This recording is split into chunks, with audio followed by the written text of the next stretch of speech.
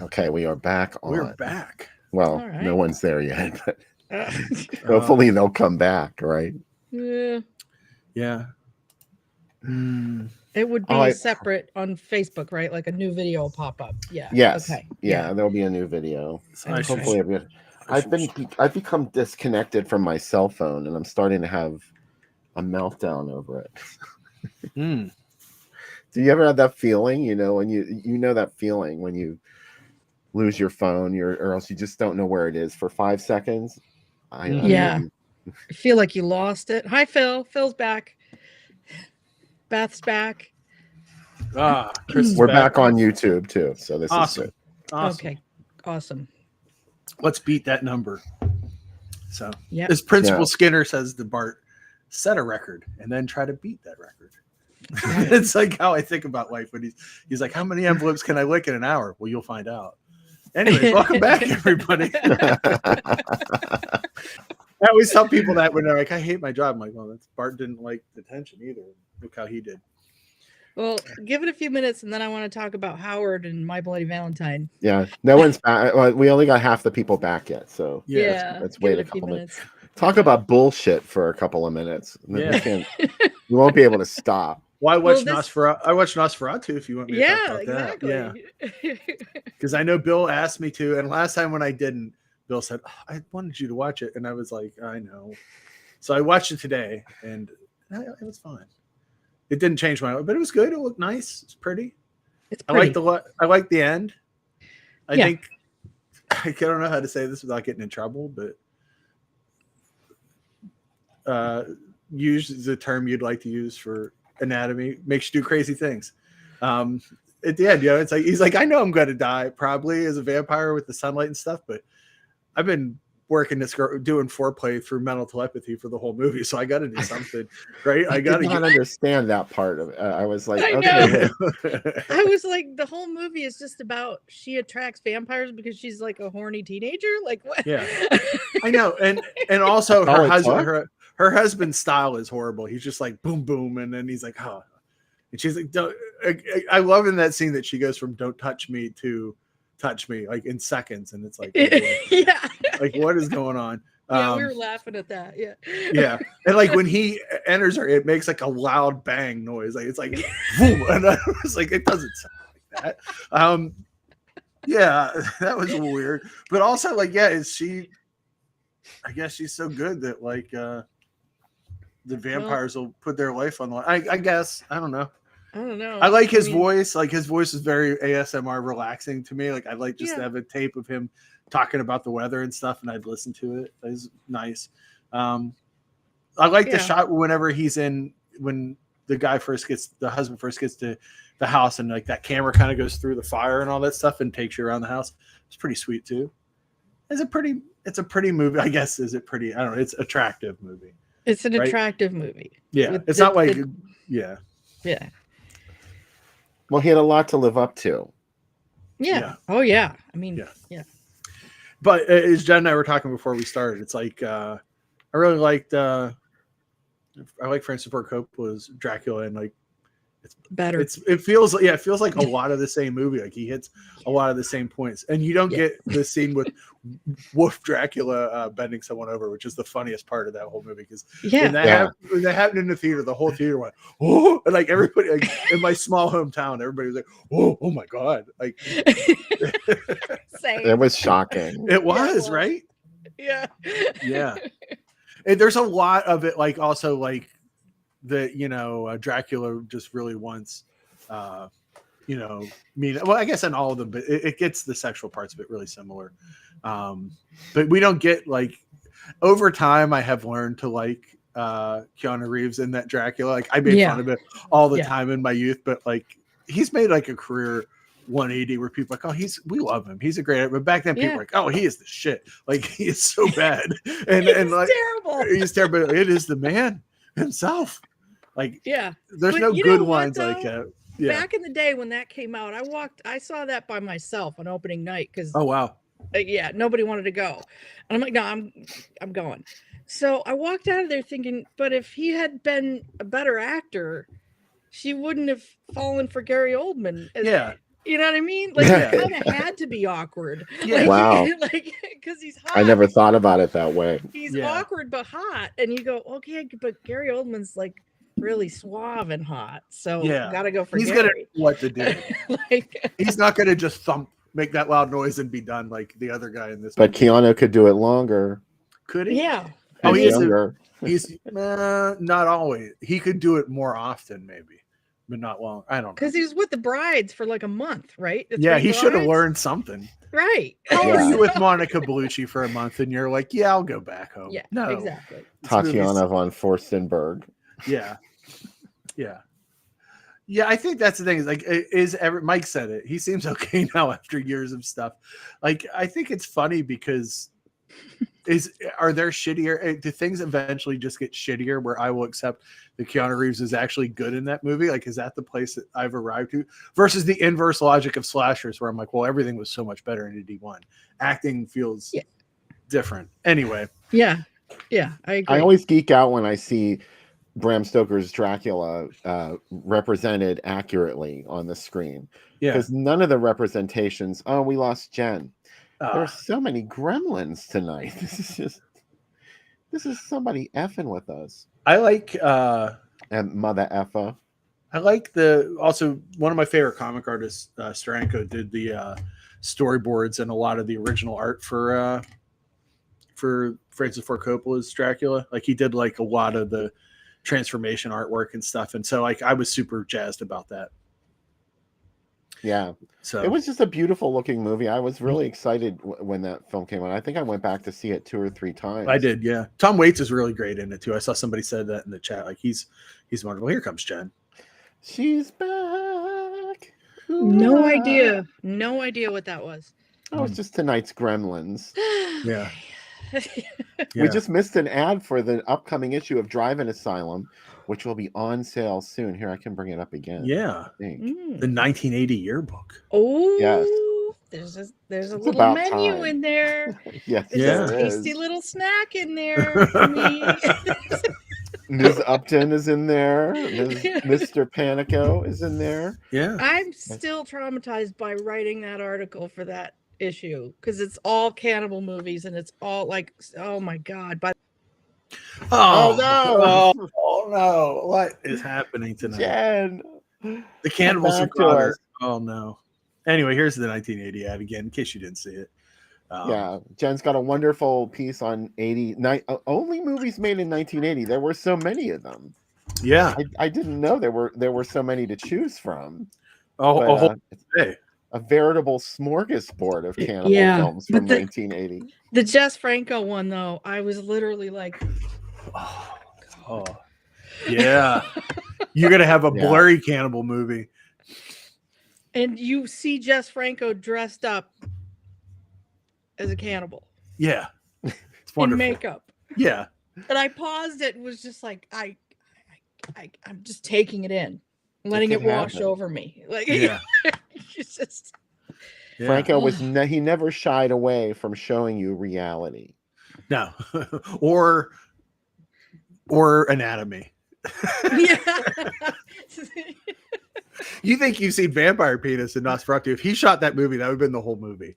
It would have just been like sitting here and just Yeah. like floating on screen through most of the movie. Uncle Spooky's in the chat, by the way, which is super exciting. I celebrate that. Uncle Spooky, hey. Hey, and Jen's here Where from is Uncle- in Japan too. It's amazing. We got quite the crew here. Oh, yeah. When is Uncle Spooky coming back? That is a good question, Bill. Yeah, we need Uncle Spooky back on the show. I'm scared to ask him. Yeah. He's always doing those shows at the Yeah. Flying Fox Tavern, and wow, what a fantastic time that looks like. I wish so much that I could Mhm. go and play Blood Bingo. Yeah. Yeah, for sure. I was looking, I know we're going to the drive-in the last week of April, Bill, but the Chiller Theater in New York has some amazing guests. I can't, I'm like, do I want to go? But I know the drive-in's where we belong. But there's some Yeah. pretty, there's a Too Close for Comfort reunion. Come on. James J. Bullock's going to be there. Come on. Oh, I want to go so bad. I have so many questions. I'm like they'll have like a panel, and I'm like, could we talk about the episode where Monroe gets assaulted, because that's all my questions. I have like hundreds of questions just about that episode. I'm going to come off like a lunatic. And special episode, very special episode, very special. Oh my God. I was not ready for it as a kid. I just want to know about what Cosmic Cow was doing that week. And then all of a sudden it's like, man, like Monroe, because also the show was like kind of like, that was the era where you kind of had to be like, hey, Monroe is just funny.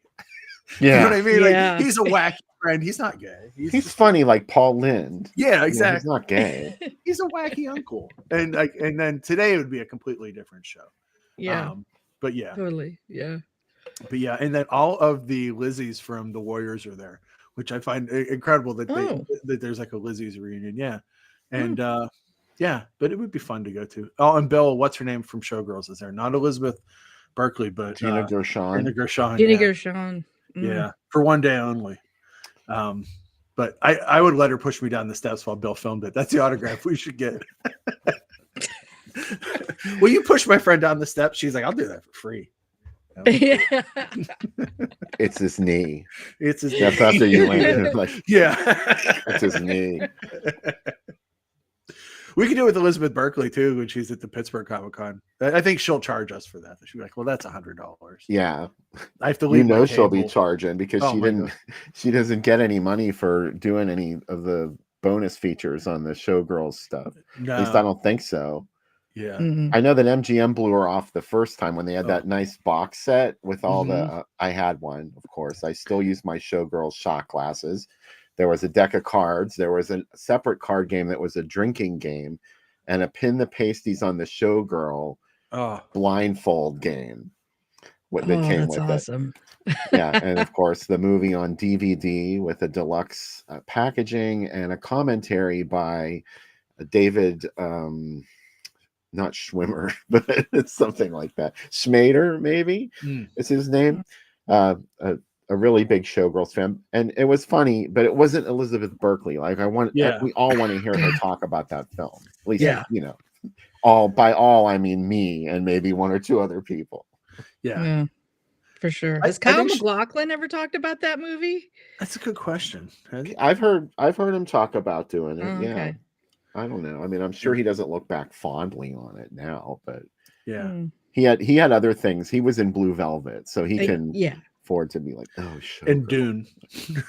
Yeah. I was in one of the many Dunes. The Dune with the pug. The Dune with the pug. The Atreides pug. Yeah, exactly. The Dune that had action figures. Well, no, they both had action figures, but Dune. Yeah. I remember when the toys came out. I even in my young age, I said, no, I don't think there are any kids that want toys of Dune. Like this isn't Star Wars, but they're like, we're gonna fucking make it Star Wars. And yeah, we'll force it to be Star Wars. We watched Masters of the Universe this weekend. That's another movie where it's like, this is gonna be Star Wars because they like, let's rip off the credits and the music from Superman, and then let's make everything else look like Star Wars, and it can't miss. And they're like, you know what? Does it have to be anything like the toys? No. And it's not at all. And it's like nothing to do with the toys. But that was my problem when I saw it as a kid. Now, when I watch it as an adult, I'm like, yeah, it's fine. You know, Mebius did Jean Girard did the artwork for it. So I'm like, yeah, it looks, the costumes are wild. Like but the thing that you can really notice if anyone goes back to watch it, they ran out of money for the final scene of Masters of the Universe where they fight. So there's no background and it's completely different film stock. So it's like, you wait this whole movie to see Skeletor fight He-Man. And it's like, it doesn't look anything just like you wait all of Nosferatu. I'm bringing it back around. I'm buttoning it up here. The bullshit buttoner. You wait all of Nosferatu for them to bang, and you're like, oh, and then someone left the window open. I just closed the window, vampire.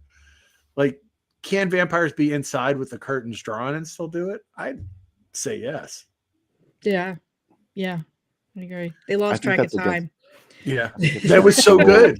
It was so good. It's like when you're late for work and you're like, oh, and you know, and if you have a guy boss, you're like, well, you tell them, and they're like, okay, you know, you get out of it.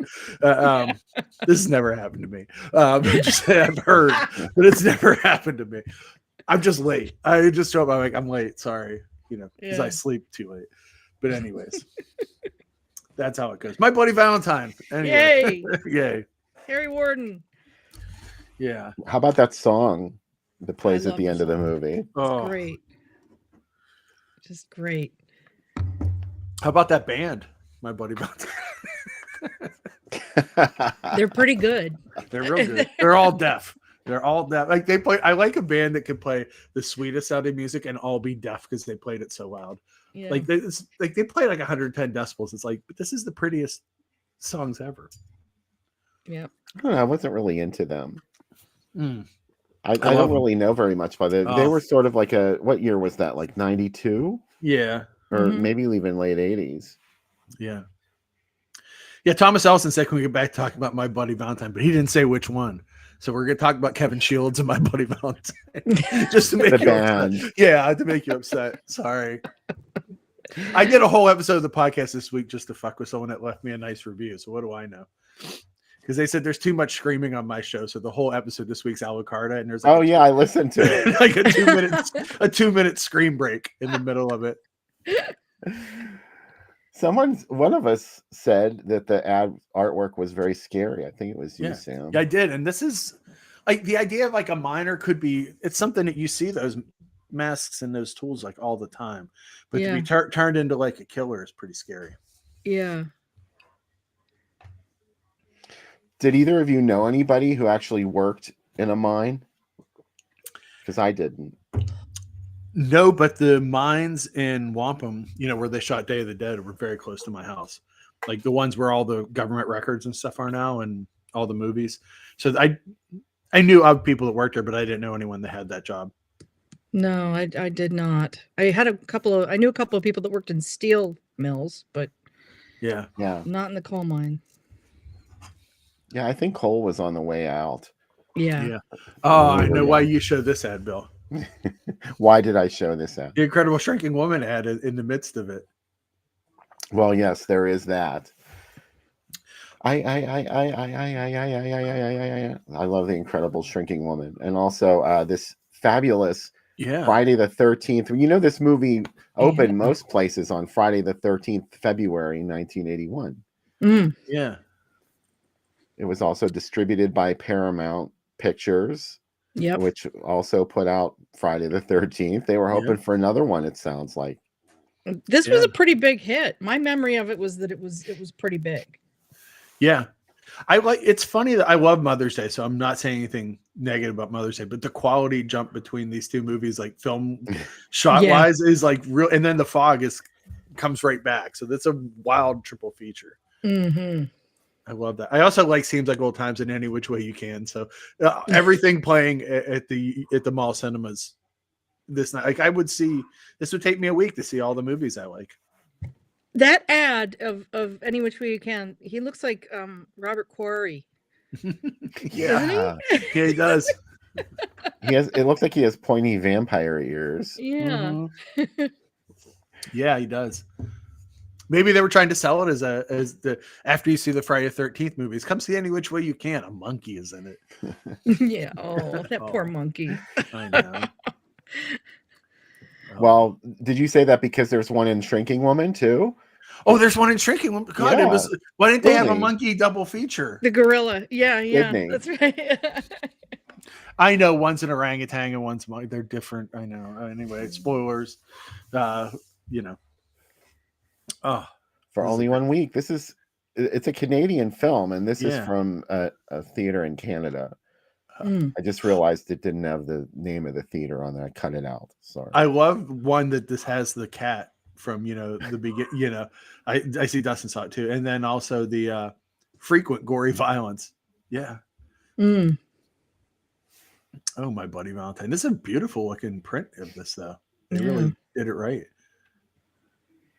Oh. And you can tell where this is, Sam. Yeah, the Fulton Theater there in Cinema World. Yeah, McKnight Cinema. Oh, I like that. In some of these, you can't tell, but like we're seeing the reflection of the dance in the light. Yeah, through the hearts. That's really cool. Yeah, it is. Yeah. Oh, and no one noticed him standing there in his mine gear at the dance before they were pickaxed. Yeah. I love how this dance is like the only thing that happens. It's the biggest event of the year. Yeah.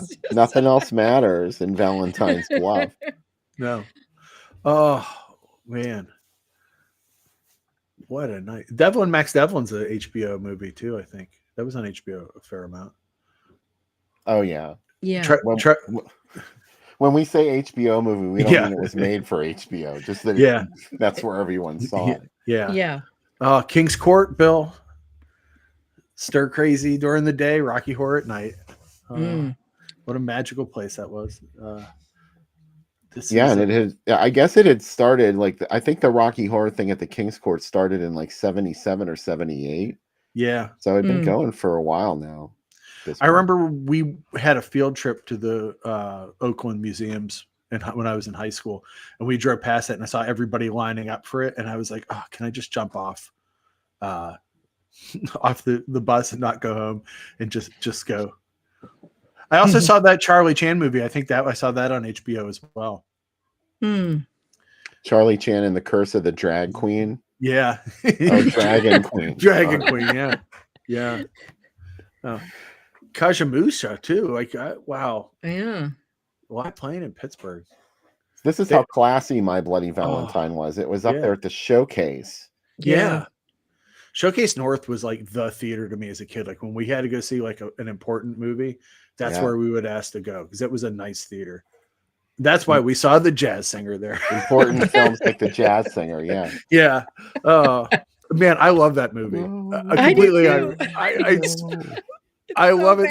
It's so bad. And it's like, I like that Neil Diamond is such a bad actor that he brings down everybody else in it. 'Cause there's some of the greatest actors ever in it. And it's universally their worst role.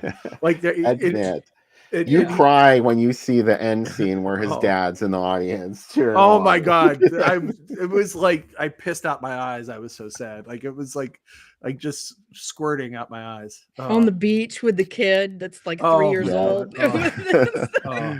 Yeah, sorry. I want to watch it right now. That's going to be like a show. Some week people are going to tune in to watch something. I'm like, no, we're watching a fucking